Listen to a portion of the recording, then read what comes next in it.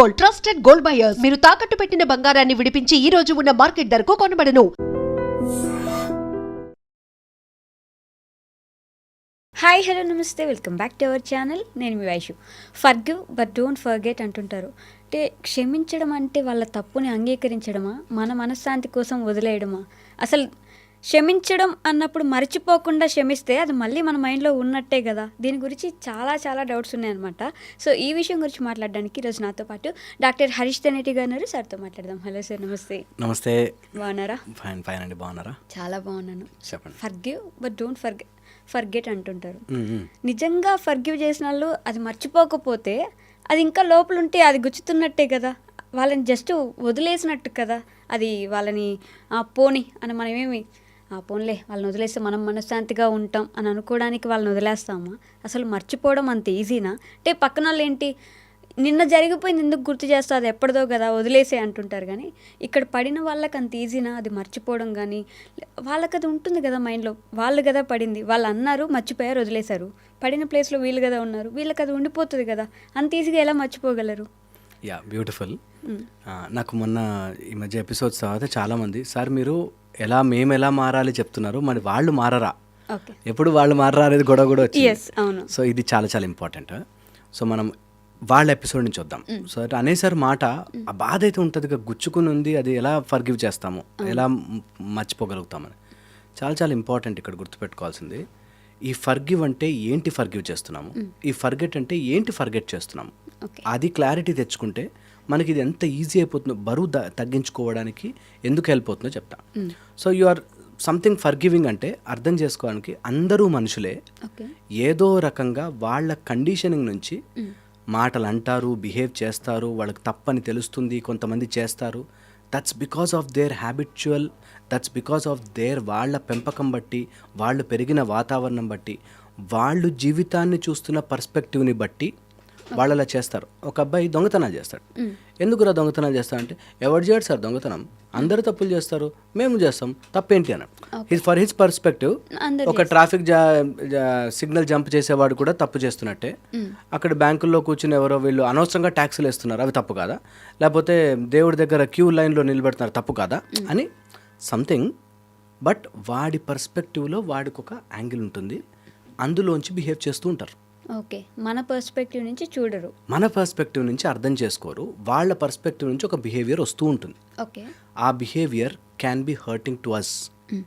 But మనం forgive అంటే, నేను ఒకలాగా బిహేవ్ చేసి ఉంటాను కదా, అందరూ అలాగ వాళ్ళ దాన్ని బట్టి బిహేవ్ చేస్తుంటారు కదా. So what I forgive is వాళ్ళ ఆ సోర్నెస్, వాళ్ళ వుండ్. ఒక అతను చాలా ప్రేమగా రోజ్ పువ్వుని తెంపబోయాడు, ముళ్ళు గుచ్చుకున్నాయి. ఓకే, ఆ ముళ్ళు గుచ్చుకుని దానికి ఎంత పొగరుంటే ఆ రోజు అంత ముళ్ళు ఉంటాయా, అవి గుచ్చుకుంటాయా అని మనం బిహేవ్ చేసినా దాని క్వాలిటీ అది. దట్ రోజ్ గులాబీ మొక్కకి ముళ్ళు ఉంటాయి, దట్స్ దర్ క్వాలిటీ. సో మనం ఫర్గివ్ ఏంటంటే దట్ ఈస్ సెట్, ఆ రోజ్ పువ్వుకి అలా ఉంటాయి. దాన్ని మారు అని ఎంత చెప్పినా నాకు చేదైపోతుంది, నాకు బరువు అయిపోతుంది ఆ దెబ్బ. నన్ను అర్థం చేసుకుని కనీసం రోజు నీళ్లు పోస్తున్న నాకు ఆ ముళ్ళు లేకుండా వస్తాయా అని అడిగితే ఎంత బాధగా ఉంటుందో. అది ఎంత ట్రామటైజింగ్ మనకే. వాళ్ళు మారాలి, వాళ్ళు అర్థం చేసుకోవాలి, నేను ఎన్నిసార్లు ఫర్గివ్ చేయాలనుకున్నా కూడా అదే బాధ.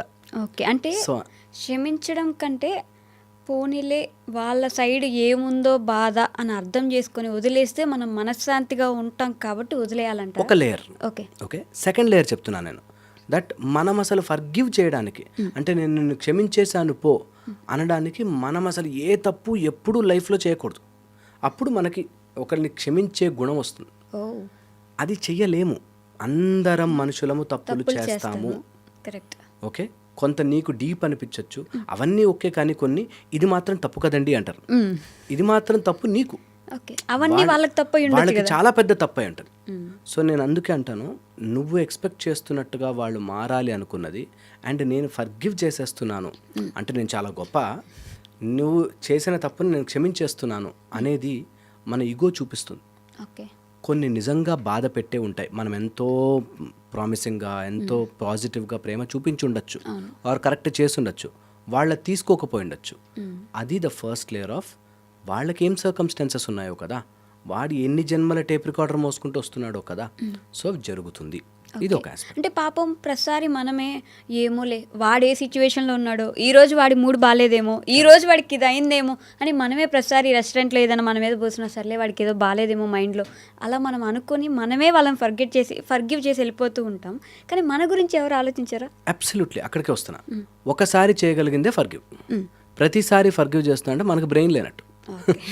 మనకెక్కడో మన ప్రీఫ్రాంటల్ కార్టెక్స్ ఎక్కడో కొట్టేసింది. లేకపోతే అన్నిసార్లు ఫర్గివ్ చేయడానికి లేదు.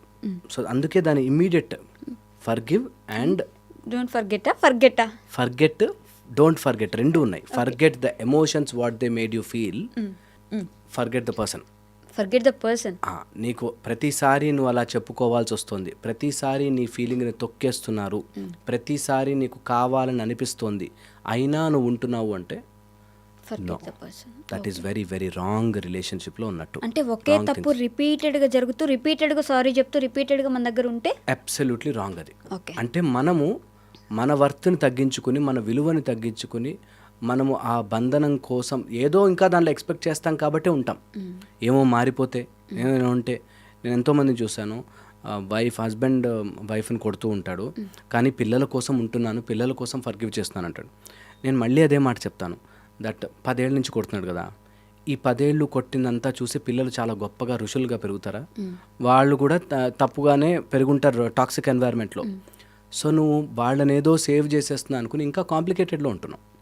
సో చాలా చాలా ఇంపార్టెంట్ ఏంటంటే, మనము ప్రతిసారి అదే మిస్టేక్ ఫేస్ చేస్తూ నేను చాలా గొప్పగా ఫర్గివ్ చేస్తున్నాను అనేది మన చేతగానితనం. ఎప్పుడు కూడా చేతగానితనము మన గొప్పతనంగా చూపించుకోకూడదు. మన వీక్నెస్, నేను బయటకు వెళ్తే మరి పిల్లలకు తిండేలా అని అంటున్నా అంటే, కనీసం బ్రెడ్ ప్యాకెట్ కొనుక్కోలేని స్థితిలో ఉండగలవు అంటే అది నీకు యూ డిజర్వ్ దట్. సో అంటే హార్ష్గా చెప్పిన పాయింట్ అది. దట్ ఒకసారి చూస్తాం, ఒకసారి వాళ్ళు maybe that is his condition, వదిలేస్తాం. బట్ ప్రతిసారి జరుగుతుందంటే అది ఫర్గివ్నెస్ కాదు, అది చేతగానితనం. సో ఆ డిఫరెన్సియేషన్ చాలా క్లియర్గా తెలుసుకోవాలి. అండ్ ఫర్గివ్ హియర్, ఒకవేళ వాళ్ళు అలా చేసినా, మనం సెపరేట్ అయినా, లేకపోతే వాళ్ళతో దూరంగా ఉన్నా, అది ఎవరైనా సరే, here you should have that sense. నేను మళ్ళీ అదే ఎగ్జాంపుల్కి వస్తాను. రోజు తెంపితే గుచ్చుకుంది, నెక్స్ట్ టైం నుంచి కొంచెం ప్రాపర్గా పట్టుకుని నీట్గా కట్ చేసుకోవాలి. ప్రతిసారి గుచ్చుకుని నువ్వు మారవా అంటే దట్స్ ద పాయింట్. సో అందుకని ఫర్గివ్నెస్ అనేది, నువ్వు ఎవరైనా తప్పు చెయ్యొచ్చు, తప్పు చేసినంత మాత్రం నేను చాలా గొప్పవాడిని ఏం కాదు, నన్ను బతిమలాడాల్సిన పని లేదు. My point is very clear. By mistake చేసావు, తెలియక చేసావు, ఒకసారి నేను చెప్తాను, I can forgive, everyone is human. But ప్రతిసారి అదే జరుగుతోంది, నో, అదే ఎప్పుడు చెప్పలేదు. మన దేవుళ్ళు సైతం బాణాలు పట్టుకుని రెడీగా పెట్టారు, దట్ యుద్ధము చేయాల్సిన అవసరం వస్తే చెయ్యాలి అని. సో అది వెరీ ఇంపార్టెంట్. బట్ ఒక తప్పు చేసినప్పుడు అదే రిపీటెడ్గా జరిగితే మనం ఖండిస్తున్నాం. ఒక తప్పు కాకుండా రోజు డిఫరెంట్ తప్పు చేస్తున్నప్పుడు డిఫరెంట్గా మనం ఉండదు. మీకు తెలుసా, ఉండదు. క్వాలిటీ ఒకటే, రూపం మారచ్చు, డిఫరెంట్ టైప్స్లో రావచ్చు, కానీ క్వాలిటీ సేమ్. నిన్ను నెగ్లిజెన్స్, దట్ వాళ్ళకి మనం అంటే చులకన, క్వాలిటీ సేమ్. టైప్లో రావచ్చు, వేరేగా రావచ్చు. బట్ ఒక టైంకి వస్తాను అంటే రాలేదు అనుకో, ఓకే, నెక్స్ట్ డే నేను ఆఫీస్కి తీసుకెళ్ళాను అనుకో, అంతా same thing. Okay, that negligence అవుతుంది అక్కడ. సో అలాగా యూ కెన్ ఈజీలీ క్లాసిఫై, ఈజీగా ఇది ఫర్గివ్ చేయలేనిది, నేను నాకు నచ్చనిది, ఇది ఒక లిమిట్ పెట్టుకోవాలి. ఫర్ ఎగ్జాంపుల్ ఇలా నేను చెప్పినట్టుగా దింపాలి, తీసుకురావాలి ఇలాంటివి అనుకో, that's okay, it runs. But it is grave, big, that వ్యసనాలు అయిపోయి, ఆపోజిట్ జెండర్ అట్రాక్షన్ అయిపోయి, రాంగ్ రిలేషన్షిప్స్లోకి వెళ్ళి నో అంటే నో. ఎంత క్విక్గా అయితే అంత క్విక్గా. బట్ కొన్ని సిచ్యువేషన్స్లో ఇటు సైడ్ ఉన్న వాళ్ళ గురించి ఆలోచిస్తే, ఫర్ ఎగ్జాంపుల్ వాళ్ళ ఇంట్లో ఏదో పెద్ద సిచ్యువేషన్ జరిగింది, ఆ టైంలో they need a good friend. ఆ టైంకి ఈ ఫ్రెండ్ అక్కడ ఉండలేకపోయారు, వేరే సిచ్యువేషన్ ఏదో ఉంది, వీళ్ళు అక్కడ లేరు. ఇంకా వాళ్ళు నాకు అవసరమైనప్పుడు, నేను అంత ఘోరమైన సిచ్యువేషన్లో ఉన్నప్పుడు నా దగ్గర లేరు కాబట్టి నాకు అవసరం లేదు అసలు ఆ ఫ్రెండే అని చెప్పి వాళ్ళు అనేస్తారు. ఆ చిన్న తప్పుకి పాపం ఇటు సైడ్ ఉన్న వాళ్ళు బాగా డిస్టర్బ్ అయిపోయి ఇబ్బంది పడుతూ ఉంటారు. నేను ఎలా ఎక్స్ప్లెయిన్ చేయగలను వాళ్ళకి, నా సైడ్ తప్పు జరిగింది, ఒకసారి నన్ను క్షమించమని నేను ఎలా అడగగలను అని చెప్పేసి. సో ఈ పాయింట్ చాలా మెల్లిగా ఎక్కిస్తాను. దట్ నువ్వు ఎక్స్ప్లెయిన్ చేసుకున్నా వినలేని స్నేహం ఉంటే అది స్నేహం కాదు. ఎక్స్ప్లెయిన్ చేసుకుని నిజంగా జెన్యూన్ నా ప్రాబ్లం, ఆర్ ఆ రోజు ఎలాంటి పరిస్థితిలో ఉన్నా అంటే నేను రాలేని, నేను చెప్పలేని సందర్భంలో ఉన్నాను, అది నువ్వు అర్థం చేసుకోగలవు అని మనం చెప్పినా వాళ్ళు వినట్లేదంటే they don't value our relationship, they want that. Okay. నేను ఎప్పుడు అంటుంటాను ఈ మాట, ఆ ఒక్క కండిషన్తో ప్రూవ్ చేసుకోవాలి అని వచ్చిన రోజున అది రిలేషన్షిప్పే కాదు. ఫర్ ఎగ్జాంపుల్, ఒక హస్బెండ్కి వైఫా భార్య ఎవరు ఇంపార్టెంట్ తెలుసుకో. వైఫా భార్య, ఓకే, తల్లి వైఫా తల్ల అనే రిలేషన్షిప్ తేల్చుకో అనే పరిస్థితి క్రియేట్ చేస్తున్నారంటేనే వాళ్ళు తప్పు. నేను కావాలా, నీకు మా అమ్మ కావాలి, మీ అమ్మ కావాలా తేల్చుకో అనే సిచ్యువేషన్ క్రియేట్ చేస్తున్న వాడిదే తప్పు. ఓకే, అసలు అలాంటి సిచ్యువేషనే రాకూడదు, తయారు చేయకూడదు. ఎందుకంటే ఎవరికైనా బాధే కదా అది.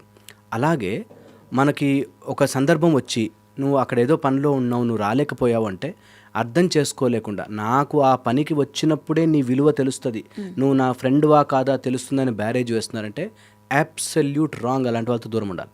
ఎందుకంటే దే వాంటెడ్ దట్. నీ కష్టం ఉండుండొచ్చు కాక, నీకు ఏదైనా ప్రాబ్లం అయి ఉండొచ్చు కాక, కావాలని నేను చెయ్యలేదు అనుకున్నప్పుడు అది రిపీట్ అవుతుంది అనుకో, దాన్ని ఇద్దరు అండర్స్టాండ్ చేసుకోవచ్చు.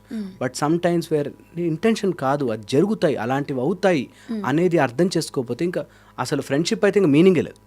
ఫ్రెండ్షిప్లో అయితే మీనింగే లేదు. ఇది వైఫ్ అండ్ హస్బెండ్స్లో చూస్తాం, రిలేషన్షిప్స్లో చూస్తాం. సమ్ టైమ్స్ థింగ్స్ హ్యాపెన్, నేను అది టెస్ట్ చేయడానికే వస్తాయి. ఎలాంటి సందర్భం వస్తుందంటే అలాంటివి టెస్ట్ చేయడానికే. అయినా కూడా మీరు కలిసి ఉంటున్నారా లేదా అంటేనే ఇంపార్టెంట్. అక్కడ కూర్చొని డిస్కస్ అవన్నీ ఓకే అండి, కానీ ఈ విషయంలో నాకు చాలా ఇబ్బందిగా ఉంటుంది, ఆ ఒక్క విషయంలోనే ఎందుకు టెస్ట్ చేస్తూ ఉంటాను. ఓకే. ఈ మధ్య జరిగిన సీన్ చెప్తాను. హస్బెండ్కి క్రికెట్ ఆడడం ఇష్టం, వీక్ డేస్ వీకెండ్స్ గ్రౌండ్స్లో ఆడుతున్నారు. ఆ ఒక్క రోజైనా నాతో స్పెండ్ చేయొచ్చు కదా అని కూర్చుంటుంది వైఫ్. మిగతా రోజులన్నీ ఆఫీస్కి వెళ్తావు, వీకెండ్ ఒక్క రోజైనా నాతో ఉండొచ్చు కదా. ఓకే. ఆయన అంటాడు, నేను ఈవినింగో ఏదైనా 4 hours 6 hours ఉంటుంది గేమ్, దాని తర్వాత ఈవినింగ్ వచ్చేస్తాను, ఈవినింగ్ అంతా తనతో, ఈవినింగ్కి నాకు ఇంట్రెస్ట్ ఉండదు ఆ టైప్లో. సో వాళ్ళకి ఇంట్రెస్ట్ ఉంది అక్కడే అడ్డుపెట్టి అక్కడ ప్రూవ్ చేసుకో నా ప్రేమ, అక్కడ ప్రూవ్ చేసుకో అనే దగ్గరకు వచ్చి నా మీద ఎంత ప్రేమ ఉంది, నేను ఇష్టమా క్రికెట్ ఇష్టమా నీకు, అది very very dangerous equation. Okay. So అలాంటప్పుడు అలాంటి పీపుల్ని మనము నిజంగా కూడా సాటిస్ఫై చేయలేం. దట్ వాళ్ళకి ఇష్టం ఉన్నది ఇచ్చినప్పుడు. ఎట్ ద సేమ్ టైం నిజంగా నువ్వు వెనక్కి వచ్చాక you should have that much love to అది కన్విన్స్ చేసుకునే. ఆ రెండు ఈక్వేషన్ లేని రోజున రిలేషన్షిప్స్ పాడైపోతాయి. నేను ఒక ఫ్రెండ్స్ ఇద్దరిని చూసాను, మంచి ఫ్రెండ్స్, వాళ్ళు చాలా మంచి ఫ్రెండ్స్. అసలు ఇంక వాళ్ళిద్దరు కలిసే ఉంటారు. ఆ అబ్బాయి ఐసీయూలో ఉన్నాడని ఈ అబ్బాయి వెళ్ళలేదంట. ఆ అబ్బాయి ఐసీయూలో ఉన్నది ఒక్కరోజే, ఈ అబ్బాయి చాలా దూరంలో ఉన్నాడు, కుదరలేదు, ఈ అబ్బాయి వెళ్ళలేదు. పాపం ఇటు సైడ్ నుంచి స్టోరీ అంటే కుదరలేదు, నిజంగానే అవ్వలేదు.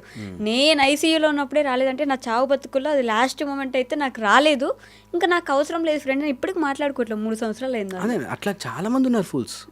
చాలా మంది ఫూలిష్గా అలాగా రిలేషన్షిప్ అంటే నాకు ఆ టైంలో ప్రూవ్ చేసుకో, నాకు అలాంటి టైంలో ప్రూవ్ చేసుకో. నిజంగా నేను చూసాను అట్లాంటివి. దట్ ఏదో పెళ్లి జరుగుతుంటే నువ్వు లాస్ట్ టైంలో నాకు హైఫై ఇవ్వలేదని, లేకపోతే నాకు అప్పుడు చెప్పలేదని నేను బయలుదేరుతు. ఎంతోమంది అలాంటి ఈగోస్తో లైఫ్లు పాడు చేసుకున్నారు. ఇంట్లోనే ఉంటారు, నన్ను పిలవలేదు, నన్ను ఫంక్షన్కి పిలవలేవాడు అంట. అరే మర్చిపోయాను రా బాయ్, జెన్యున్లీ మర్చిపోయాను రా అంటే మన వాళ్ళే అనుకుని పిలవలేనా ఒక్కరు. ఎనీవేస్ గొడవ ఎక్కడ వస్తుందంటే నీకు అలాంటి టైంలోనే ప్రూవ్ చేసుకోవాలి అన్న చోట మంచిగా నవ్వి I had beautiful memories with you, thank you అని చెప్పి ఆగిపోవాలి. అన్నీ వదిలేసుకోగలమా? అన్ని రిలేషన్షిప్స్ వదిలేసుకోవాలి. నిజంగా హాయిగా ఉండాలి అంటే వదిలేసుకోవాలి. దట్ నిన్ను టెస్ట్ చేయడానికి, నిన్ను అలాంటి పరిస్థితుల్లో నేను ఇబ్బంది పెట్టడానికి ఉన్నది రిలేషన్షిప్ కాదు. ఎప్పుడు కూడా రిలేషన్షిప్లో ఆ ఎక్స్ట్రాక్ట్ చేసుకోవాలి, ఇంకా ఇంకా నాకు ఉండాలి అనేది ఎప్పుడు రాంగే. ఎన్ని రోజులైనా సరే రాంగే, ఎన్ని రోజులైనా సరే రాంగ్. సో అది వినడానికి చాలా కష్టంగా ఉన్నా that's how it has to be. That ఒక నిజంగా నన్ను ఏదైనా అంత ఇబ్బంది పెట్టే బంధం ఏదున్నా సరే నేను అట్లా తీసి పక్కన పెట్టగలిగిన రోజున బంధం నిలుస్తుంది. నిలుస్తుంది. నిలవాలి అంటే ఇద్దరు సైడ్ నుంచి అర్థం చేసుకోవాలి. హీ హ్యాస్ ఇస్ ఆ మాత్రం చెప్పుకోలేని, ఆ మాత్రం ఫ్రీడమ్ లేని, ఆ మాత్రం అర్థము లేని friendship is not a friendship at all.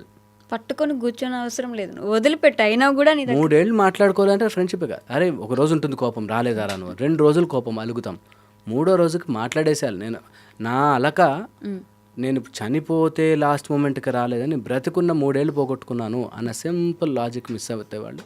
It's not relationship, అలా కాదు. సో కమింగ్ బ్యాక్ టు మన ఫర్గివింగ్ టాపిక్లో, మన ఫర్గివ్నెస్ మనం ఏదో సుపీరియర్ కాబట్టి ఫర్గివ్ చేస్తామని కాకుండా అది నాకు అండర్స్టాండింగ్ త్రూ రావాలి. Genuinely understanding through. వాడేం ప్రాబ్లంలో ఉన్నాడో ఐ కెన్ అండర్స్టాండ్ అనే దగ్గర ఫర్గివ్నెస్. నెక్స్ట్ వచ్చేసి whenever I'm forgiving, okay, నేను I'm forgiving those memories, okay, ఆ చేదు అనుభవాలు నేను వదిలేస్తున్నాను, I'm just giving it up అనేది forgiving. Okay, same thing don't ఫర్గెట్లో ఆ ఇన్సిడెంట్ ఫర్గెట్ చేయొద్దు, బికాజ్ అలాంటిది మళ్ళీ జరగచ్చు నీకు. That's how your body learns. జరగచ్చు. ఎట్ ద సేమ్ టైం అందులో ఉండే ఫీలింగ్, ఎమోషన్స్ని okay, forget those feelings, how they made you feel yeah. అనేది చాలా చేదు థింగ్. అలాంటిది దగ్గర పెట్టుకుంటే మన బాడీ అంతా విషమయం అయిపోతుంది. బట్ అది నేర్పించిన పాఠం పెట్టుకోవాలి ఖచ్చితంగా. నేను వెళ్ళగానే అక్కడ అన్ని చైర్లు తీసేశారు. ఓకే, వెంటనే it should be recorded that okay చైర్లు తీసేశారు, that is I'm not respected. Okay, they don't want me to come there అని తెలిసిన తర్వాత అట్లా చేస్తారు వీళ్ళు, నేను అంతా మంచి చేశాను కదా, నాతో ఎందుకు చైర్ చేయలేదు, ఇంకా వాళ్ళతో మాట్లాడు, ఇవన్నీ ఎక్స్ట్రా, అవన్నీ ఎందుకు nonsense. So forget all that story. నీకు నీ బ్రెయిన్ చెప్పే స్టోరీని forget, but the incident you record and keep it, because these are all lessons for you to learn and grow. Okay, అది చాలా చాలా important. And forget all the చేదు అనుభవాలు. మన లైఫ్లో అన్ని బ్యూటిఫుల్ మెమరీస్ని స్టోర్ చేసుకోవాలి. పిచ్చివన్నీ పడేయాలి, అవసరం లేదు. పిచ్చి మనుషులైనా సరే వదిలేయాలి. అబ్సల్యూట్లీ. పిచ్చి మనుషులు ఉంటారు లైఫ్లో, చాలామంది పిచ్చి మనుషులు వస్తారు మనకి. అండ్ 99% పిచ్చి వాళ్ళమే ఉన్నాం అందరం. ఓకే, సో కొన్ని సందర్భాలు ఫిట్ ఇన్ అవుతాం అంతే, లక్కీగా. అదర్వైజ్ వీఆర్ ఆల్, అందరికి కొన్ని నచ్చుతాయి, కొన్ని నచ్చవు. That's how you have to navigate life. అలా ఉంటే ఏమవుతుంది తెలుసా, మనము చేదుగా మారము. We will attract people who are positive only into our life. Okay, చాలా బాగుంటుంది నిజంగా. అలా హ్యాండ్ పిక్డ్గా మంచి చెర్రీస్ కనిపించే హ్యాండ్ పిక్ చేసుకున్నవి తీసుకుంటాం, మనకి నచ్చనివి బాధ కలిగించేవి పక్కన పెడతాం. లైఫ్ బ్యూటిఫుల్గా ఉంటుంది. ఇది బై వర్చ్యూ ప్రాక్టీస్ చేసుకోవాలి. ఏదో నేను గొప్ప అని ఫర్గివ్, నేను ఎన్ని త్యాగాలు చేశానండి అంటారు, వద్దు అంటున్నాను. అంత త్యాగాలు చెయ్యొద్దు. నువ్వు త్యాగం చేశాను అని మళ్ళీ చెప్పుకోవద్దు. Forget all those bad experiences. నీ లోపల నింపుకోవాల్సిన పని లేదు, పంపించేసి. అండ్ ఇది నేను ఎక్స్టెన్షన్ పాయింట్ చెప్తా.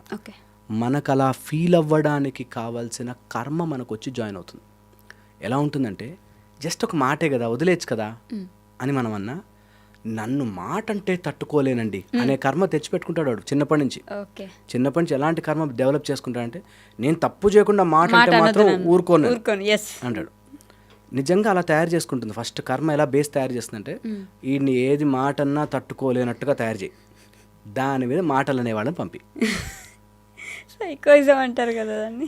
మనం చేసుకున్నదే సైకోయిజంగా, మనం చేసుకున్నదే. మనం ఎందుకంత నన్ను మాట అంటే తట్టుకోలేను, నన్ను మాట అంటే తట్టుకోపోతే అక్కడి నుంచి వెళ్ళిపో, ఎందుకు దాన్ని చేదుగా మొయ్యడం. అది సింపుల్. రియల్గా లైఫ్ అంతే సింపుల్, బట్ మనమే దానిలో కాంప్లికేట్ చేసి ఓన్లీ ఫిజికల్ అబ్యూజ్ కొడుతున్నారు అంటే, లేకపోతే అన్నెసరిగా అటాక్ చేయడానికి తిడుతున్నారు అంటే తప్ప మిగతావన్నీ మైండ్లోకి ఎక్కించుకోవద్దు. వదిలిపెట్టేసాలే చిన్న విషయాలు. వీటి గురించి ఆలోచిస్తూ నాకు ఉన్న ప్రెషియస్ టైమ్ టకటకటక వెళ్ళిపోతుంది.